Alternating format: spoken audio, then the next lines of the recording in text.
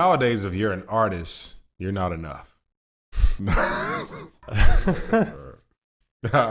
I'm just messing with you, man. I didn't mean that literally. But you have to be more than an artist nowadays. You have to make sure that you're creating content and things that would help you connect with your audience. And, I'm interested in knowing from you, what are ways that we can turn our music brand into an actual media outlet or a media empire, so to speak? There's a few of them. One of them would be hiring out. I know a lot of times people will not have the money to hire a full-time person, but you can get a virtual assistant too. So a virtual assistant is somebody who doesn't work for you full-time. They usually work for a company, like a temp. Okay, is that like a Fiverr type of situation? No, it's not Fiverr. Fiverr's, well, kind of. So a virtual assistant is like somebody who you do tell them like what you want them to do, but they're not like on a contract with you or anything. Like they can up and go whenever, but you have like, here's usually what I want to get done this week. And they're an independent contractor for another company. But you would pay them a lot less. They're not dedicated to you.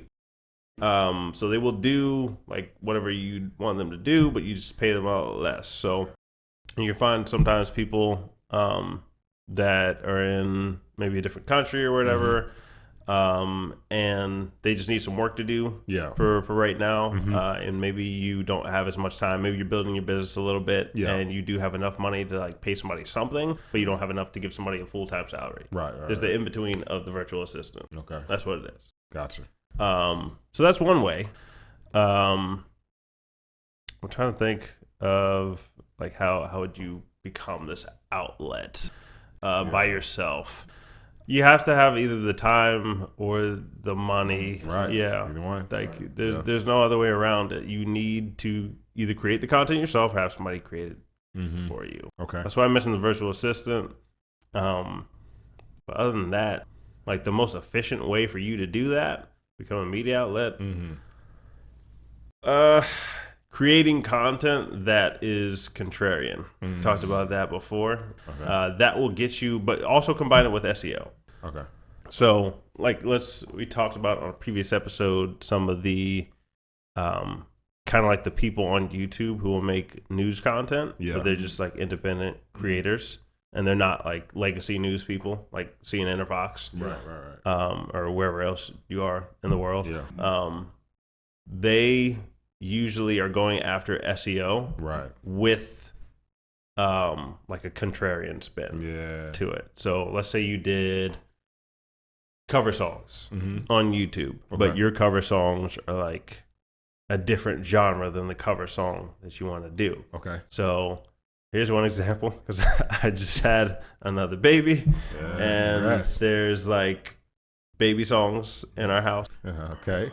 But there's the song Baby Shark. I was just about to say Baby Shark, and then people do iterations of Baby Shark in different genres. Okay. So in our house, it's R&B Baby Shark.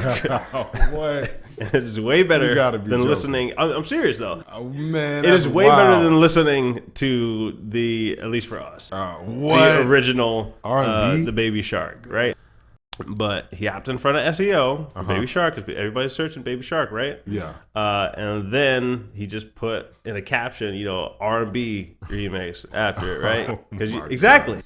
See, there you go. Genius, so it's a contrarian thinking, and you're hopping in front of SEO. Wow. You can do that with any song you wanted, pretty much. Okay. Go to TuneCore, one of the people we're affiliated with, and I think they have some song licensing you can do with them.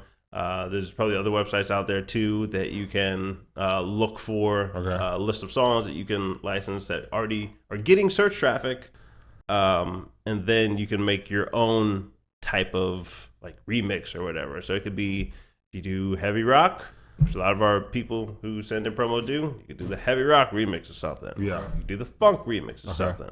All those. That's how you get in front of a lot of SEO traffic. and get new fans. I'm sure the guy who did the R&B Baby Shark remix, I think last I checked, it was like 1.7 million subscribers or something like that on YouTube.